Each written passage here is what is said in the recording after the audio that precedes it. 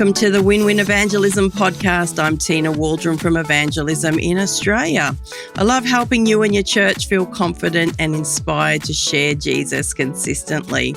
Before today's topic, how to talk about Jesus with Muslim friends with Dr. Richard Schumack, I want to let you know about our free download that will help you answer the hard questions that people have about faith. You can download that for free on our website, evangelisminaustralia.com.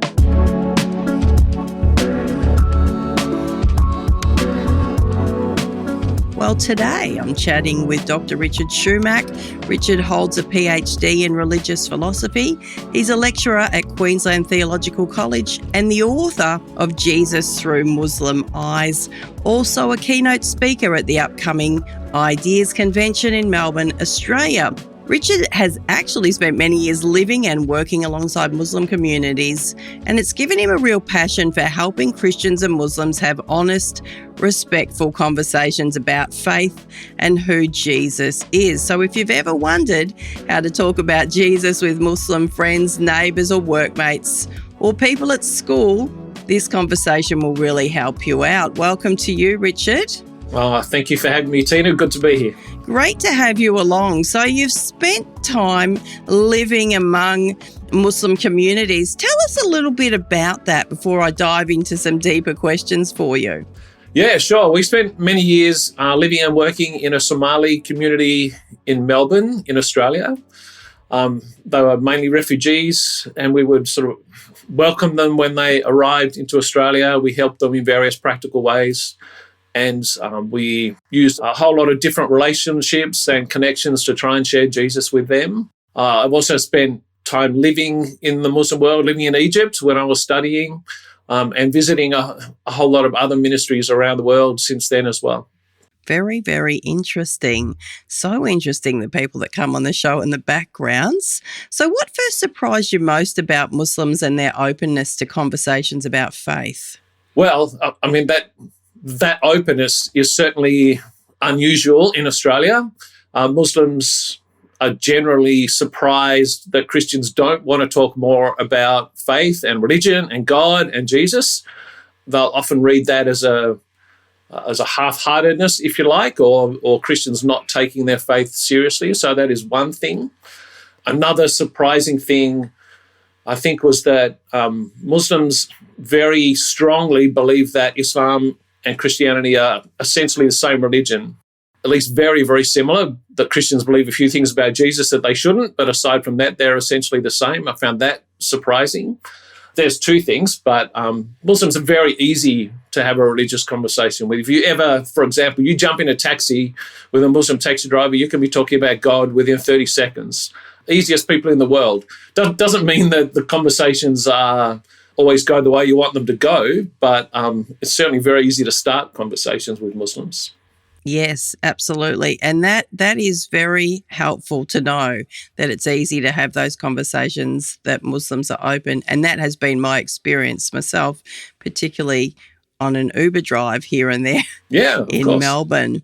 So many Christians, Richard, feel nervous about talking with Muslims because they fear of offending them or not knowing enough.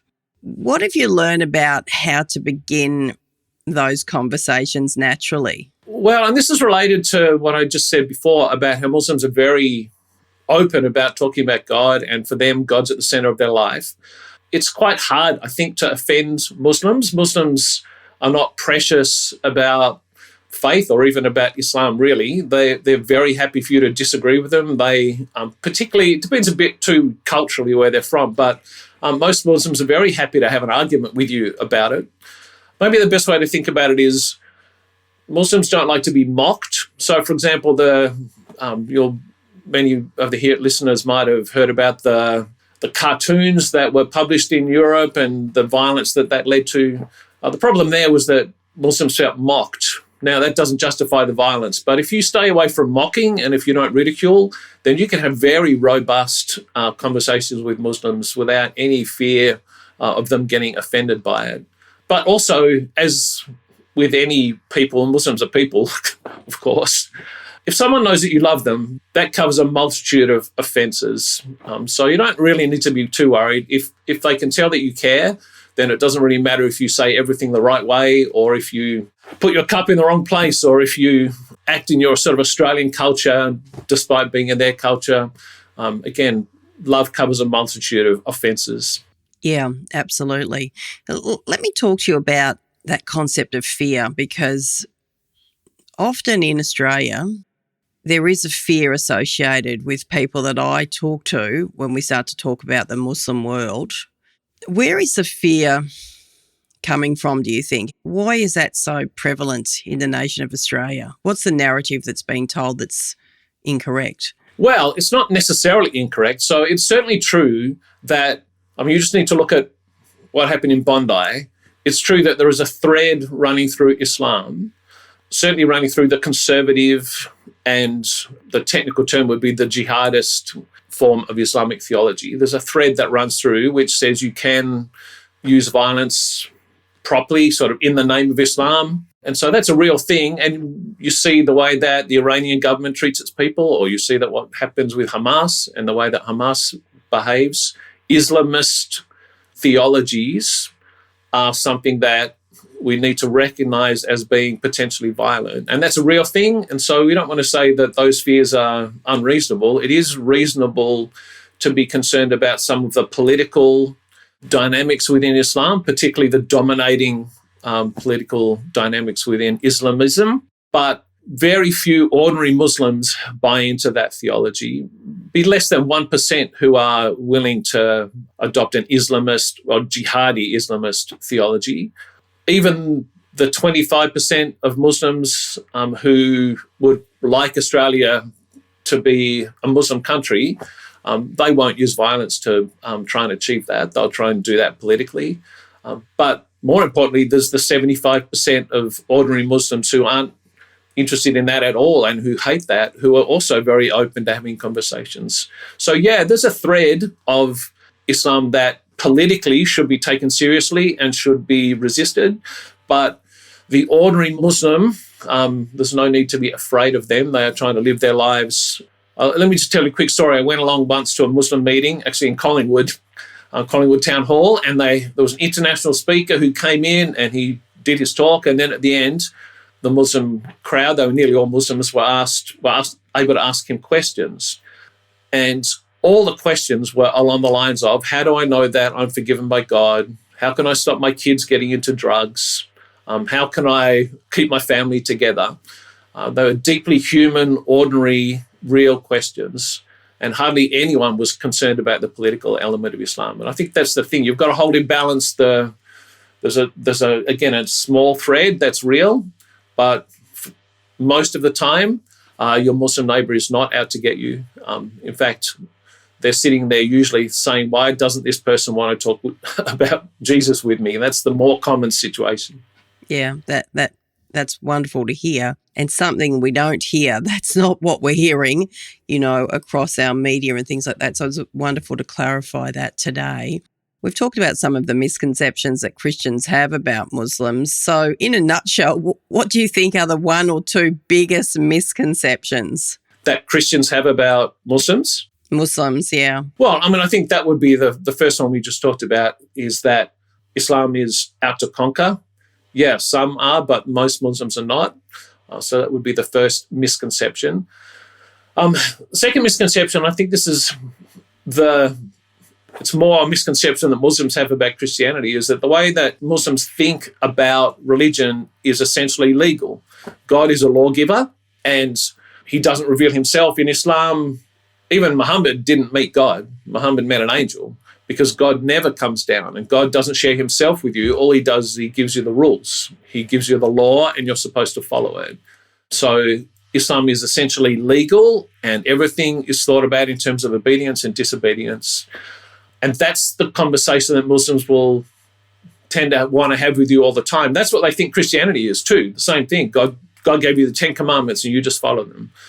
And so I think the challenge is trying to talk about faith in a way that frames it as a personal thing, about a relationship, and about sin being relational, and about the gospel being relational, and about Jesus' sacrifice getting us back together relationally. So it really is two very, very different mindsets about how God operates. And that is key, isn't it, to start to have that understanding as a believer from the very beginning, and then to be able to move from there. Right. And by the way, that's also why it probably helps you understand why the Islamist schools of thought in Islam try and impose Islam on people, is because that's what you do with laws. What you do with laws is you enforce them. Whether people like it or not, you enforce laws for their own good. They might not agree with that. They might not even think they're good, but that's what you do. And so that's what Islamic violence is usually trying to do. It's trying to enforce law on people. And in a sense, I get that. We need laws and we need them enforced. But the question is whether Islamic laws are true or not. Yeah, very interesting. Just a quick break. A lot of evangelism training is confrontational, makes people feel awkward. We've worked hard to make all of our training the opposite of that, making evangelism something that everyone can be a part of. If you or your church are looking for that type of training, go to evangelisminaustralia.com and look at our training tab for some great options. Now let's get back to it.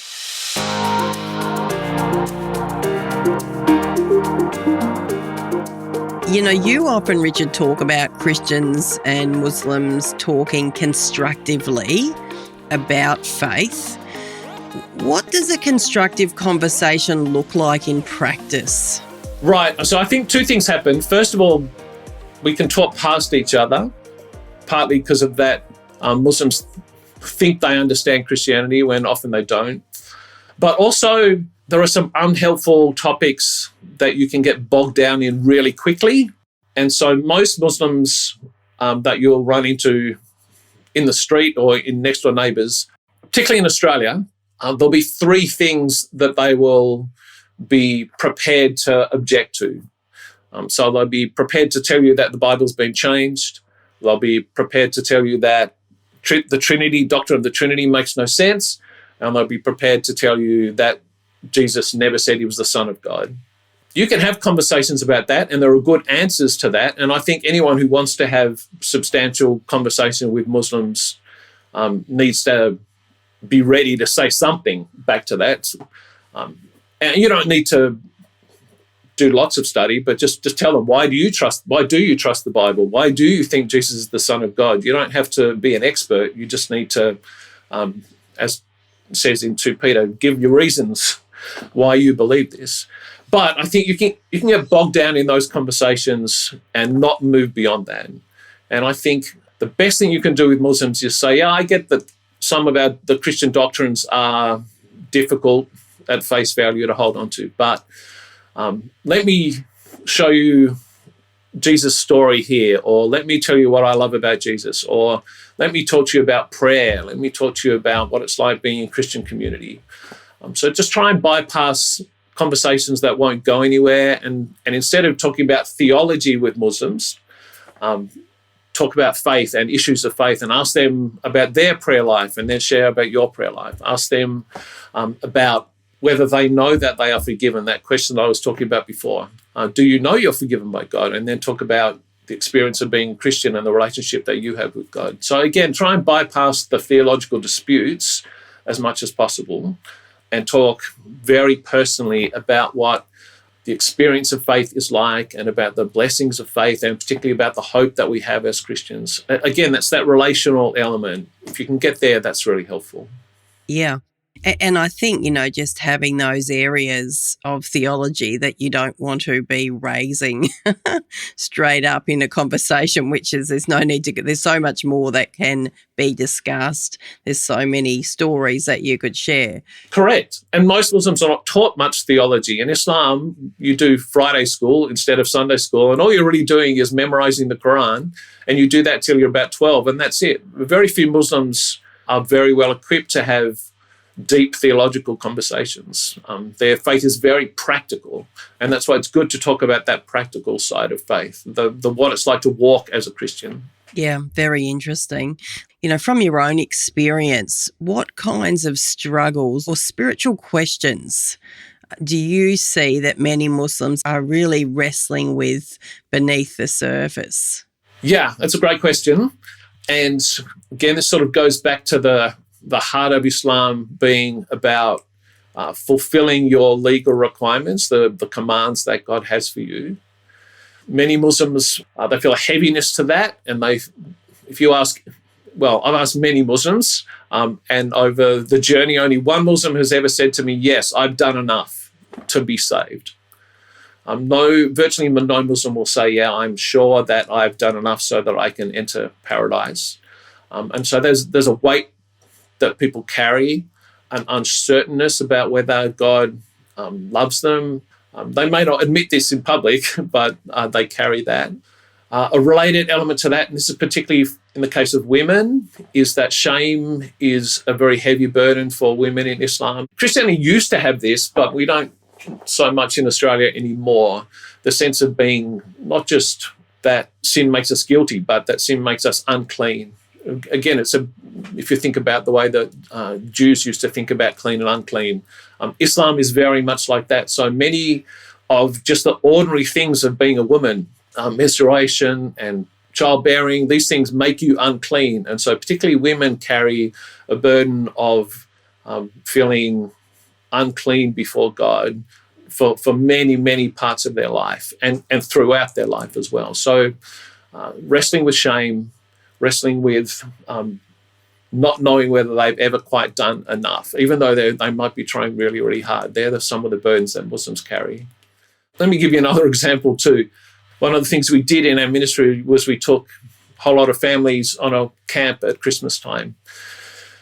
And there's one time we got in the bus and everyone in the bus were Muslim, but there were the Somali Muslims very conservative, and we had some Lebanese Muslims who are very liberal, very nominal. They wanted to put music on in the bus for the drive down to the camp. And the Somalis got very angry about that. We even had literally fist fights between the women on the bus to stop playing music, because conservative Islam says music is no good. You can't, music is disallowed. And I thought, yeah, wow, that's really sad. You're African, and deep down they all love music. I know it because I knew all the kids, they love music, but their religion was saying, no, that's wrong. You can't express yourself through music. And there's a sadness to that. There's a diminishing of your humanity by a lot of the rules of Islam, and there's a weightiness to that. To be a really full-on Muslim is to be very serious, is to be very austere, and there's a heaviness to that, and people feel that.